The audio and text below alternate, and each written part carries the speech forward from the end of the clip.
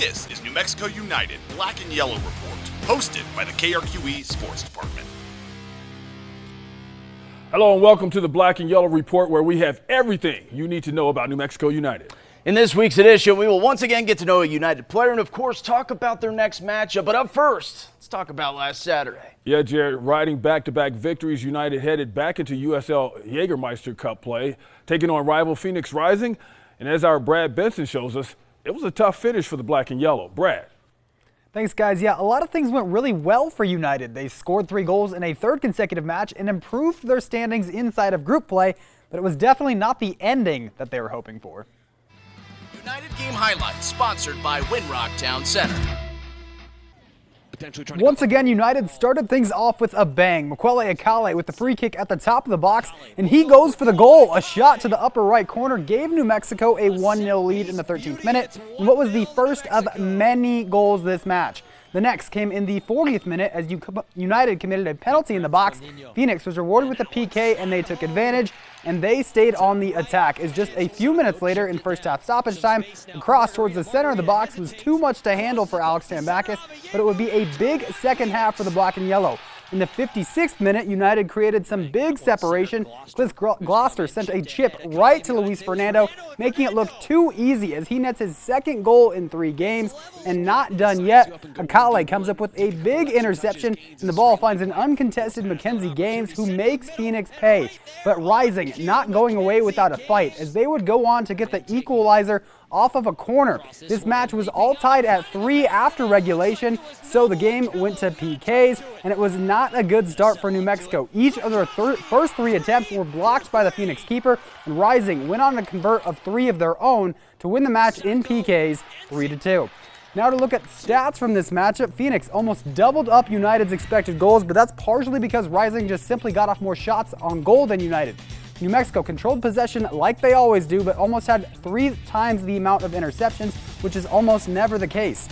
Even though United lost the match on PKs, New Mexico still gained a point in group play, and they still lead the group with 4 points. However, San Antonio and Colorado Springs both have 3 points and a game in hand over United. And just a reminder that only the top team in the group will get the automatic qualifier for the next round. And since the Jägermeister Cup play did not count towards the regular season standings, things stayed the same as they did a week ago. United still in top. Next team that they play in playoff position, not for another 2 weeks. So United currently at the top, and they still have the reigning USL champs coming here next week. It'll be the first time in a month that they're playing at home. Back to y'all for more on that match. Yeah, thanks, Brad. Currently the best in the West. United gets back into conference play this weekend when they host Colorado Springs. Yep, that's right, Van. And the Switchbacks aren't on the best streak as of late, as they have only won 1 of their last 5. And as of now, they are 10 points behind United in the Western Conference standings. Kickoff is set for 7 p.m. for that one this Saturday at the Lab. And there are still plenty of great seats still available. Go to NewMexicoUnited.com, buy your seats for the game. The Black and Yellow Report is just getting started, and we have some coach speak coming up next. Yep, come on back. Armando Quezada gives us his thoughts on Colorado Springs and much more in this week's Kicking It with Coach.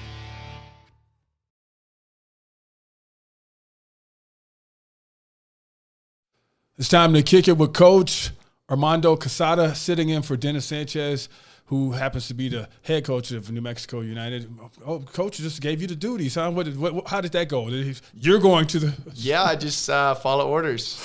Right. Well, you know, this last match you guys had, Phoenix Rising, USL Cup, it was just so close in so many areas, but it came down to penalty kicks. What do you do? Do you think penalty kicks is something that might be something you guys need to work on? I mean, in general, some may say that PKs are a 50-50, but in general, PKs are a trained skill. It's something that we work on a lot. In the moment, you know, the ball can go either way. Right? Every ball is literally a 50-50 ball. Yes. So I think Phoenix started with a few goals scored, and then we gained some momentum with Alex Tambakis saving 2. We were right back in it, and then unfortunately they got the last kick there to make it 3-2. But we still get a point out of the match, which is good, and we're sitting still at the top of the group. Yeah, you're still on top of your group. And of course, it didn't have any effect on the USL regular season standings because you're still on top of that in the Western Conference also. as far as that match, it seems like, you know, you take statistics and you guys, in 10 different categories, you were up in 7 of 10. It just seemed like the score just didn't match up with it. It seemed like, I mean, if just somebody just looked at the numbers on those stats, they were just like, oh, this team won maybe by a goal or two. Yeah, absolutely. I mean, credit to Phoenix. They have a lot of really good players, talented players up front. If you're watching the match, it was kind of a roller coaster where we score first, they get the second. At some point, we're down, we're back up in the game, and then they score the tying goal. In terms of our players, for us, it shows a lot of mental toughness.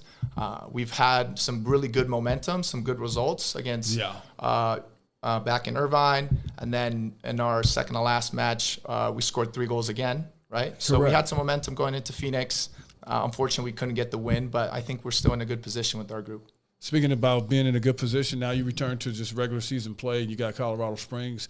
What kind of matchup is that going to be? Well, Colorado's the defending champions, right? So they're the champs for a reason. They have a lot of quality players with Justin Dillon up front. Mahoney last year was voted one of the best defenders in the league. So we have a lot of respect for Colorado. They're going to come in here and expect a result, but we're going to be back at home behind our fans with our 12th player on the field. So we're going to be in a good position. Yeah, you know, like it's you guys are about due for a home match because it's like 3 in a row away from the crib, man. You know? Yeah, we've been on the road for a month, man. So those fans, they're going to bring you guys nourishment, right? Oh, absolutely, absolutely. I mean, playing in front of our New Mexico fans it's the best feeling. Our players are always feel supported, right? We're going to be in a good position to hopefully get a good result against Colorado.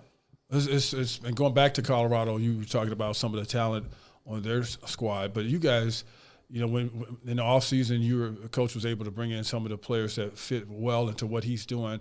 How's that going at the moment with you know, like this part, this time in the season? How is all of that going with guys meshing and guys finding their roles and getting the most out of themselves? Yeah, I think we're in a really crucial part of our season where everything is kind of coming together for us. New players like Fernando, who has joined the group this year, scored another goal over the weekend. Yeah. We've guys who've been here, Talon, who solidified the back line for us this year. And then in terms of getting players back, we're getting healthy. So there's been some players that have been on the sideline due to injury that are coming back this week, hopefully. So we'll be at full strength, and the team's coming together nicely right now at a good time of the season.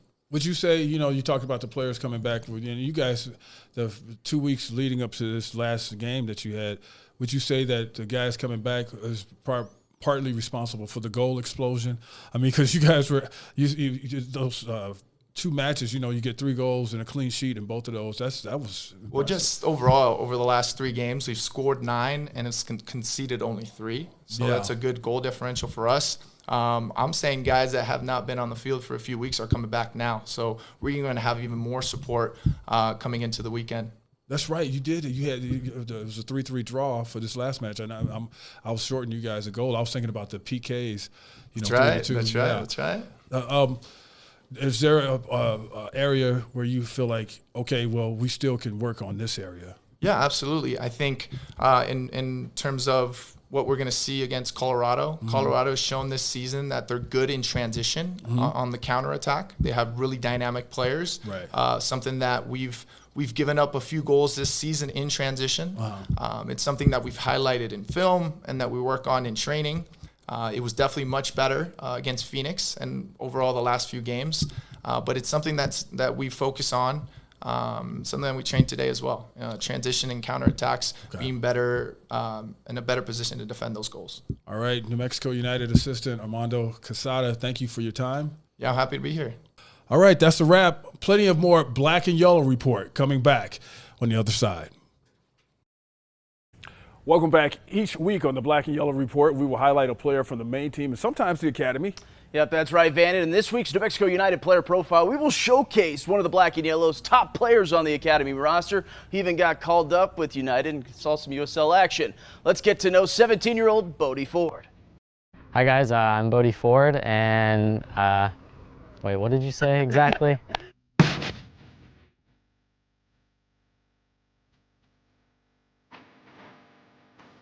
Hi, I'm Bodie Ford. This is my first season at New Mexico United, and I'm a defender.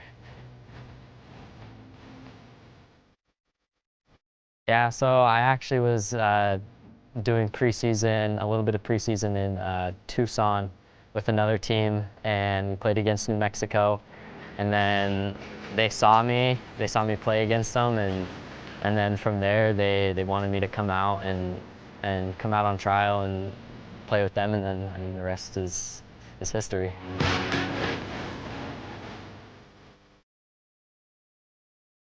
I felt like I was ready for the next step in my soccer career, and I felt like this was a great jump, and obviously it's a pro team, and there's a ton of amazing guys that are super talented and will just push me to be that much better.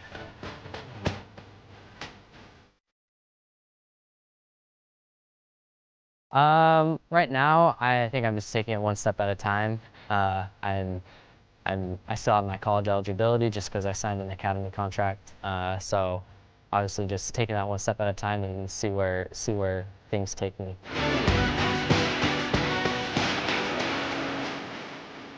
I mean, I'm still doing school, so trying to finish my junior year up. Then I like watching movies, shows, FaceTime the family. I cook a little bit, so not too much, hang out with the guys, do some recovery, stuff like that.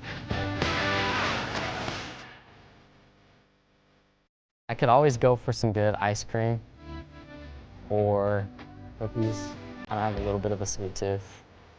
Banana bread, that's some good stuff. I'm just excited to play my first home game.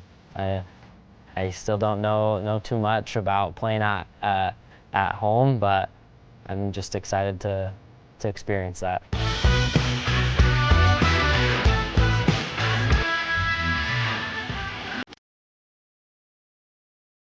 You heard the man. You bakers out there, get that man some banana bread. Now it's time for you, the fans, to take center stage as we honor the faithful who support the black and yellow. Yep, and this week we have Miranda Hammock, who sent us in these cute photos of her daughter Isabella, who was waving her flag outside the stadium, ready to get inside and cheer on her favorite team. And yep, once inside the stadium, she had the best seat in the house, which was on her dad's shoulders. That's pretty cool. And this is a photo of everyone on a road trip to cheer on New Mexico United in Las Vegas. We would love to show your United Spirit. Go to krqe.com and click on the sports tab to see where you can upload your United Spirit photos to us. And there's still plenty to come on the Black and Yellow Report. When we come back, we'll have the play of the week. And for the casual soccer fans, we have a little lesson for you. Soccer 101 is next. Welcome back. It's now time to get to the segment that we call Soccer 101. Each week, we will help teach the rules of the game to you at home. And this week, our Brad Benson takes the roles of goalkeeper and with Armando Quezada. Soccer 101 will help teach you the rules of the game at home. Once again, joined by Armando Quezada. And today I want to kind of go into some positional breakdowns. What does a certain role do on the team? Start off with goalkeeper. Sounds pretty straightforward that, they stop the enemy team from, getting the ball in the net, but they do a lot more than that. So you are a goalkeeper. You're a goalkeeper coach. Kind of break down what does a goalkeeper do besides just the traditional, hey, I got to stop the ball.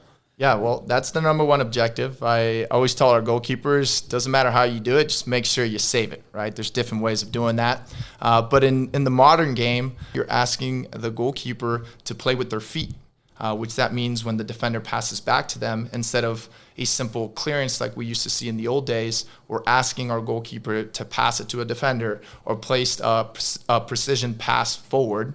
It's something that you didn't see as much at least when I was growing up, but now when you see everybody in the Premier League, every goalkeeper is good with their feet. So what else do they do? I mean, I know that they take goal kicks and stuff like that. They're the only player that can touch the ball with their hands inside the field of play. I mean, they have the entirety perimeter of the box to be able to move around and do stuff if they want. Is that right? That's correct. So there's an aspect of the game that we call aerial crosses, which means when the ball is on the side of the field, the offensive player is trying to create a pass into the box and this ball is in the air. we asked our goalkeepers and most goalkeepers to come out and claim it. A reference would be like a wide receiver in football to be able to claim it at the highest point and to start the counterattack the other way. They also will punch it out sometimes. So when would it be advantageous to, have a punch out rather than try to, grab it, bring it in their body, and just kind of reset? I always talk to our goalkeepers of understanding traffic. What I mean by that, if there's a lot of offensive players and defensive players in the 18-yard box, that's what I call traffic. So being able to make a decision that if you see a lot of people in front of you, it's best to punch it, right? Because if you come out and try to claim it and a lot of traffic, there's a good chance you're going to get bumped. You might drop the ball, and you see this often where a keeper comes out, tries to claim the ball, bobbles it, and then a striker, it's an easy tap in for them. All right, well, you should know. Like I said, former goalkeeper as a player and current keeper coach, Amanda Quesada. Once again, thanks for coming on Soccer 101. More Black and Yellow Report coming your way next. It was a disappointing loss in the Jägermeister Cup for United in penalty kicks. Yep, that's right, Van. It just seems that Phoenix has United's numbers this year, as they have lost to them twice this season. But for this week's Play of the Week, we will highlight the start of last week's game as United had an absolute cracker on goal. Yeah, and keep an eye on Akale with that left foot, potentially trying to go up and over that wall. Rakowski has it set. Akale will go for goal, and Akale! A set-piece beauty, and it's 1-0 to New Mexico.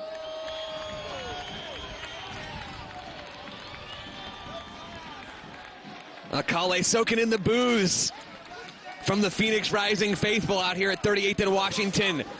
A delightful free kick from the winger. Takes that left foot, bends it over the wall. Patrick Rakowski, no chance to get to that one. Yep, we call that set-piece magic, but unfortunately United's defense couldn't contain the Rising attack after that as they gave up 3 goals. But give Akale his flowers because that free kick was magic. But looking ahead now as United jumps back into league play, and yep, they get to do it in the friendly confines of the Lab. Yeah, they will be hosting Colorado Springs Switchbacks FC. Kickoff 7 p.m. this Saturday. You can watch the game on our new KRQE Now app. If you have Roku, Fire TV, or Apple TV, you can download the app straight to your TV and watch every second for the rest of the season on the KRQE Now app. And that does it for this episode of the Black and Yellow Report. If you are looking for the latest United gear, head to their website, NewMexicoUnited.com. Until next time, stay united, and as always, we'll catch you on the other side of the pitch.